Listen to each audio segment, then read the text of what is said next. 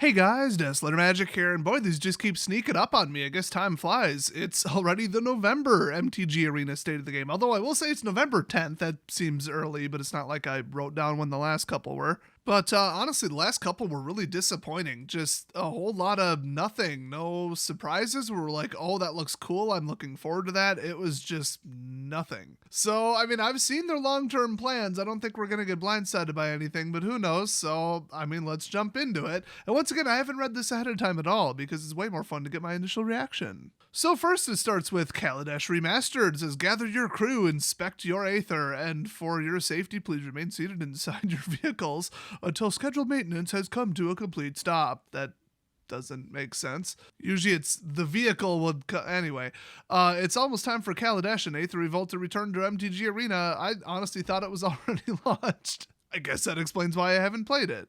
So they had some YouTuber that I'm not familiar with, some British lady do like a promo for it, and it's not bad. It's kind of cringe. I mean, she was like, oh, and Rogue Refiner. I'm like, Rogue Refiner was banned, so why would anybody look forward to that? Especially since by rule now it's effectively unbanned in Historic. So then they go on to say Era of Innovation. First things first, if you haven't already, let us direct you over to the Kaladesh Remastered card image gallery. No thanks. So you could see for yourself that Battle at the Bridge is missing. That's all I saw. This Thursday. Oh, cool. That's when it's launching. Cool. So keeping our goals of making progress towards Pioneer and being mindful of the power level of Historic, you may have noticed that with one notable exception, we haven't added any additional cards to the set because, well, ...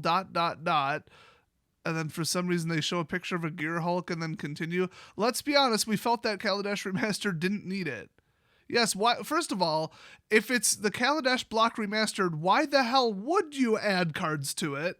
As in cards that aren't from that block. In fact, why did you add all these little A-symbol Arena tutorial cards to the game that completely ruined it on Arena? So anyway, they say there are some very powerful cards and mechanics in this set. Yeah, Kaladesh was the beginning of the end, honestly. With the start of Smuggler's Copter, it just went to hell after that. So, yeah. Wait, Shadows had some bans. They had Reflector Mage and like two others. But that was later, I think. I think the set came out first, but the ban came out later because of Kaladesh. I don't know. I could look it up, but yeah, they're not wrong. This right here, this is when the power level started slipping. And look where we are now, Luminarch Aspirant. But you know what? I kind of hated the Gear Hulks too. And so for them to show a picture of Torrential Gear Hulk right before they said we didn't add any cards because it's powerful enough, it's like they know. So they do say it's already good enough, mechanics are good enough for both limited and constructed play, and adding inventions, which, okay, or other cards from Magic's past felt like it pushed the power level a little too far for our comfort. Yeah, what were some of those inventions? Like hyper-powerful vintage staples? Yeah, I wouldn't add them to anything regardless of anything. Then again, they do seem absolutely bent on ruining Historic by driving up the power level to insanity through the last three anthologies, so maybe. But no, not this time. So the exception noted above is Sculpting Steel, which we're considering this set's buy-a-box promo. Okay. So that was supposed to be like Regal Caracal and Amonkhet remastered? I don't remember that either. So Sculpting Steel is a 3-cost card from Mirrodin originally. It says, as it comes into play, you may choose an artifact in play. If you do, it comes into play as a copy of that artifact. I just realized I'm reading the old Oracle text. I mean, the updated one you're familiar with is, you may have Sculpting Steel enter the battlefield as a copy of any artifact on the battlefield. That is such a better way to write it. So a universal artifact cloner for 3. I mean, I've heard worse, but that's up there on the power scale, so... Okay, I guess they had to sneak something in. So that card you can craft using wild cards, but it's not available in the booster packs. But it's like a bonus when you purchase certain booster bundles, it's the sales incentive. So then they say something kind of weird. Speaking of the store, as in the MTG Arena store page, this is where you'll find the Kaladesh Remastered basic lands at 0 cost to you. Except instead of just unlocking them, they want to drive you to the store page again, so I'm sure it'll just cost 0 or cost 1 coin or something. Which I hope not. Everything in the game is divisible by 5 coins, so it better not cost exactly 1 coin or everybody's OCD is going to collectively go berserk. But yeah, you have to remember to go there, log into Arena, and hit purchase for 0 instead of them just saying, here, have these. Now they're available in the deck builder. And honestly, they're not that good looking of art anyway. One of the islands, as is the norm, looks amazing. One of the planes looks pretty cool. one of the swamps looks cool in foil in person. That's about it. So you really aren't missing much, but this is like a, get it before it's gone thing, and then if you missed it, oh well, which I just hate stuff like that. So here's their explanation. One of the takeaways from the Zendikar Rising renewal gift, which I don't remember what that was yes, there is too much of a good thing, and having an automatic grant to all players upon login that involves adding a decent amount of cards to the collection alongside a card set release doesn't always play nicely with our client or our servers. I mean, yeah, I saw the game noticeably lag the last time they changed something. I thought it was the ban announcement, but I guess for some kind of renewal thing, yeah, it got a little rough too. So if the server is like, okay, at maximum speed that we can add this to their card database, yeah, it's a little more than opening a booster. I mean, so they're not wrong. So they could do it on the back end on the server and not wait for the client to request it. Oh, it's like I have one of my 2 degrees in database design and programming. So they say, doing it this way allows you to add the basic lands to your collection at your convenience, I guess, as opposed to login time. It's still the same volume of cards. I mean, and nothing cycling out. I don't believe them. They say they will be available into the foreseeable futures without our servers demanding to know what they did to deserve this. That's actually brilliant, whoever wrote that. That's some IT real talk right there. So they say once maintenance is complete and, in bold, you've updated your client. I guess they put that in bold because half the people's update fails because, I don't know. Did they ever figure out what caused that? I don't think they did, or they would have fixed it. You can also use the code TRYKALADESH. Okay, so not play Kaladesh because, well, they already probably used that one. I don't remember. What was the first set to even be on Arena? I don't even remember. So yeah, try Kaladesh. So keep that in mind. Write that one down. To receive a complimentary Kaladesh Remastered booster pack. Wow, you get 1 pack instead of 3. That's so generous. Next up, it says Herald of the Fair. Let's talk events, as we previously discussed. See, don't start a section with that because I know you're just reiterating the same crap that we already knew about. Like, I knew this article would just be that. Although we're only halfway through it, so I'm holding out hope that as I keep scrolling, something interesting pops up. And I'll give you something interesting that probably isn't in here. The mobile version of Arena got kicked to 2021, which is good because it's going to be a slow-playing, disconnecting leg fest. Like, for us, playing against those people on mobile. Please, Wizards, let us filter out our opponents by non-mobile only. I do not want to wait there while they zoom into their little 4-inch screen and try to figure out what the hell is going on and try to navigate everything with their fat fingers. I am already right at my limit for the volume of people playing like a slow, distracted, disinterested jackass, and that's with a mouse and keyboard and like a big 23-inch monitor in all likelihood. It's only going to get worse on mobile. I don't want to touch the game after they let these mobile, slow trash players into our game. I am not looking forward to that one bit, nor would I even touch this game on mobile. So that's my news story. Okay, let's see what they say. One of the biggest takeaways from the Amonkhet Remastered was how players choose to interact with the set and add cards to their collection. With participation in draft and sealed events greatly exceeding our expectations, really? You guys killed Historic. It is one of the worst formats I've ever seen in my life. It's more mismanaged or less managed. I'm going to go with more mismanaged. That actually probably is way more accurate than even Modern. So you're surprised that all people did was draft it and play sealed events. Really? Well, surprise, they're going to do it again. So taking this information to heart, we're adding traditional draft best of 3 player draft. Okay, who wants that? To the list of Kaladesh Remastered limited events. Oh, cool. So this is a full calendar, so, pay attention there if you're interested. Because God knows we're all not touching Historic with this. Sealed, November 12th through the 19th. So that's the one I want to catch. I love Sealed. And then Traditional Draft, November 12th through the 19th as well. And then Premier Draft, which is... they don't say if it's best of 3 or best of 1. I think any of these can be either. And typically, lately, they've been running both, just FYI. So Premier Draft is November 12th through December 18th, so way, way, way longer than the other ones, which is good. I like Premier. And then Draft Challenge is November 28th through December 1st. Now, what is that? Because I don't think we've seen an event like this, but I don't think we've seen them telling us that they're doing it this time. So I'll just cut to the chase. The top prize right now is 20,000 gold, which is, your entry is 15,000. So, just put it into perspective, and 40 packs. 40 packs. You got to go 6 wins before getting 2 losses, so 6 and 1. So, you know, good luck. But it is draft, so you could just get that good of cards passed to you. You never know. So they said, for those of you familiar with our standard metagame challenge, it's like that, which I don't remember what the format was the last time they did this. I thought it was the last remastered one, but okay.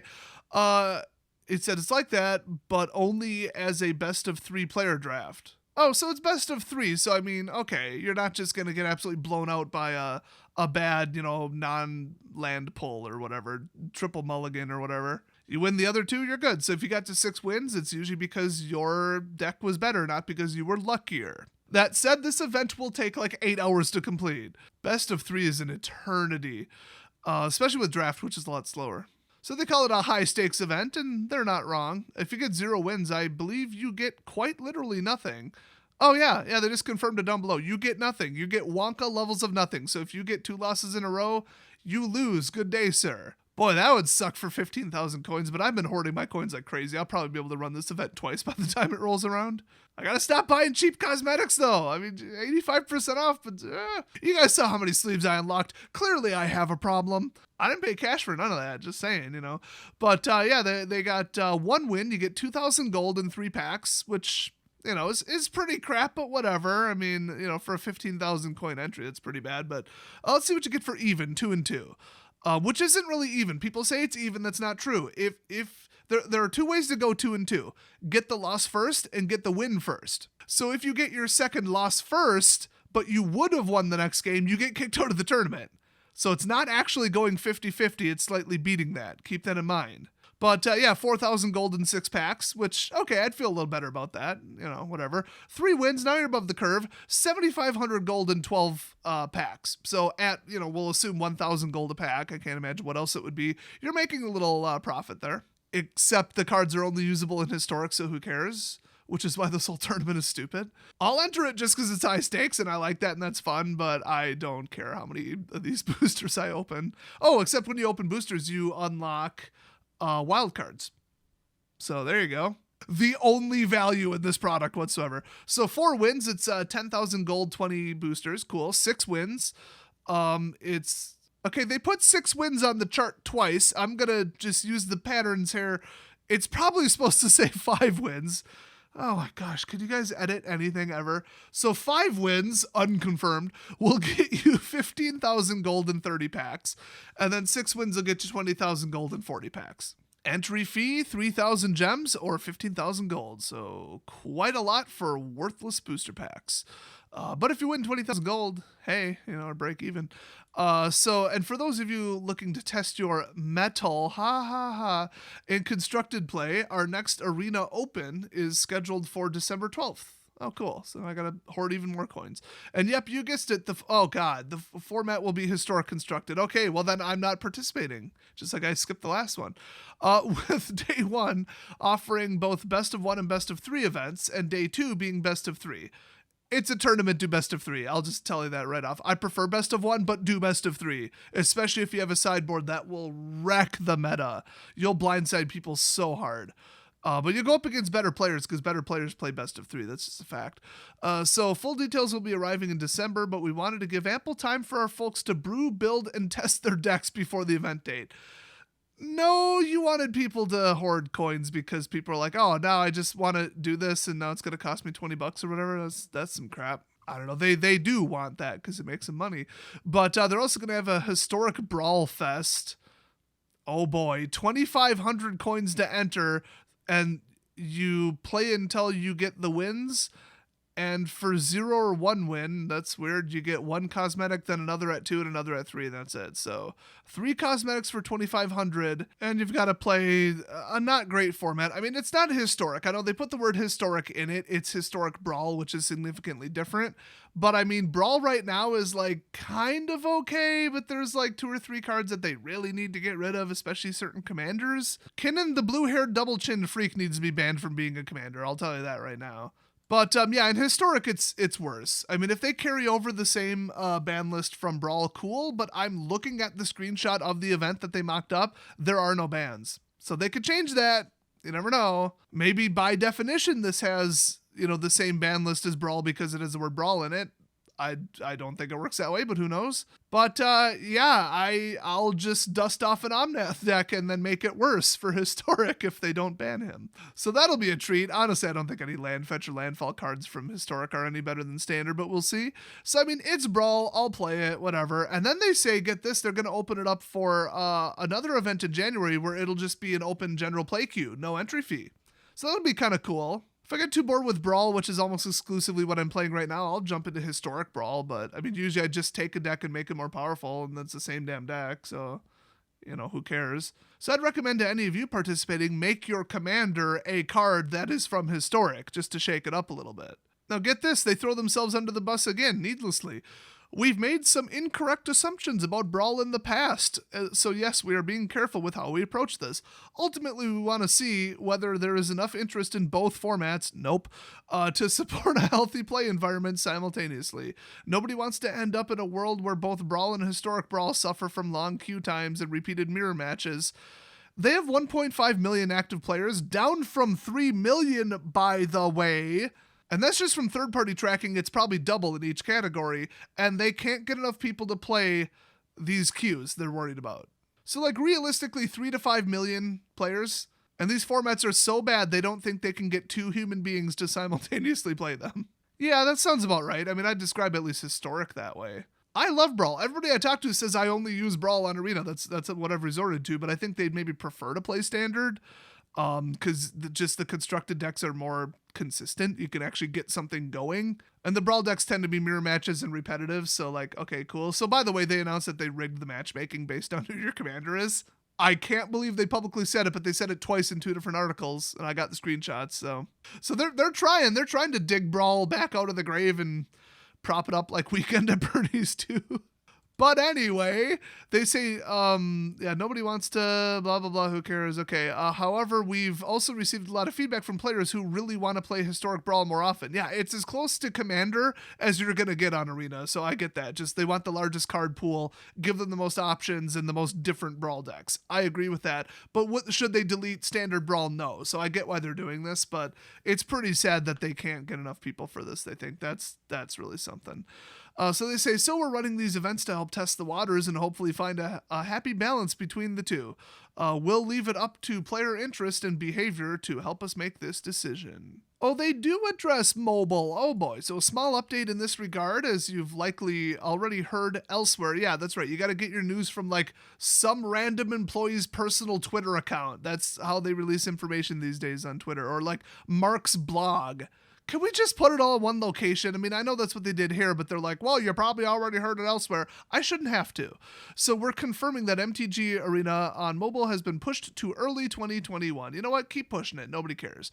Our goal is to support the full MTG Arena experience on Android or iOS. That's impossible.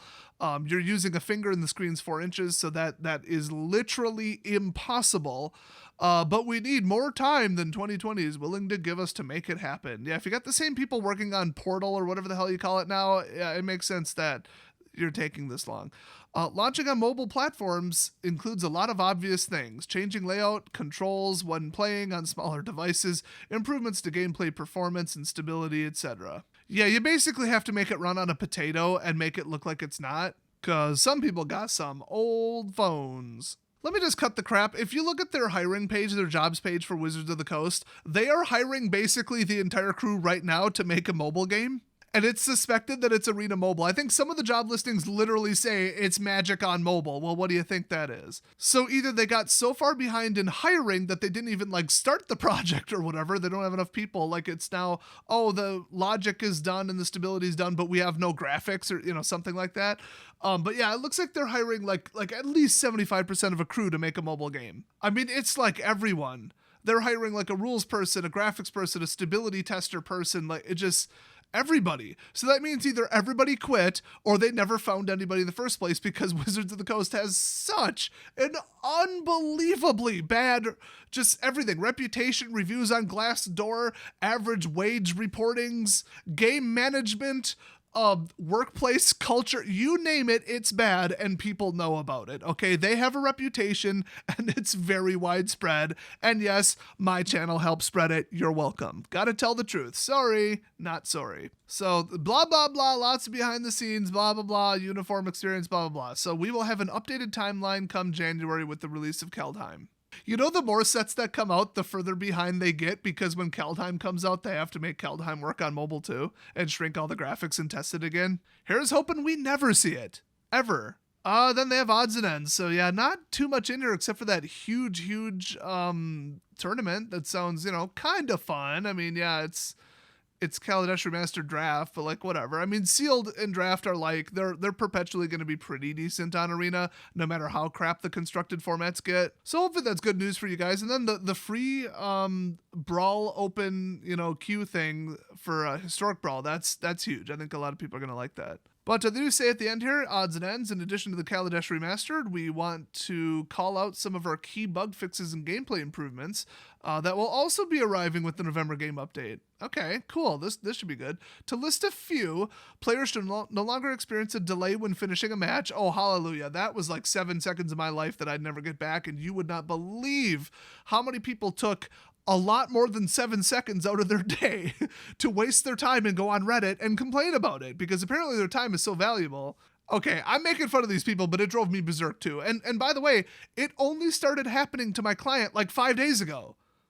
Like, what the hell? I've been hearing about this for like 3 weeks.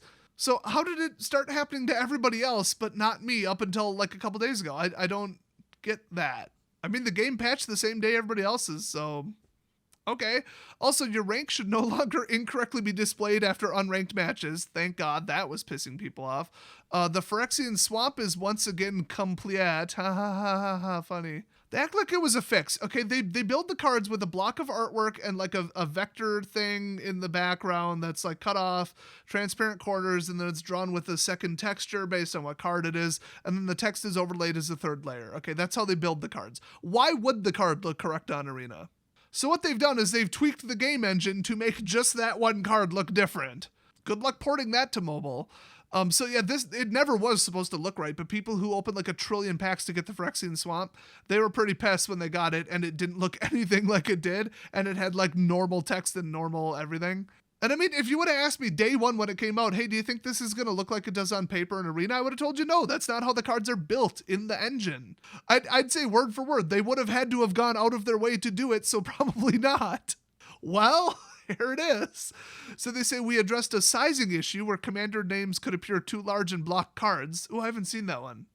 Oh man, if somebody has a screenshot, send it to me. That sounds awesome. Rankle's trigger shows all chosen abilities again, instead of just the one currently in progress. Yeah, I mean, it probably should on the stack or whatever. Nimble Trapfinder's ability now properly triggers when a party member enters the battlefield from somewhere other than the hand. Ooh, that must have been disappointing. And more! Ooh, how exciting. Full patch notes will be available once maintenance is complete. I bet it's posted on the MTG Arena forums, though, because as with every piece of crucial, important, relevant information, they hide it in a different spot every time. It's like a fun little Easter egg hunt. I don't know why they think that that's how a company should run PR or any R. So anyway, yeah, this update goes out Thursday, November 12th. So prepare for it to break Arena that day. So that's it. Nothing too spicy in here, but whatever. Nothing, at least bad news, I guess. I don't know. I'd probably breezed over it if it was there. Can't wait to see what a disaster this release is and what new glitches it brings. So I'll see you guys next video.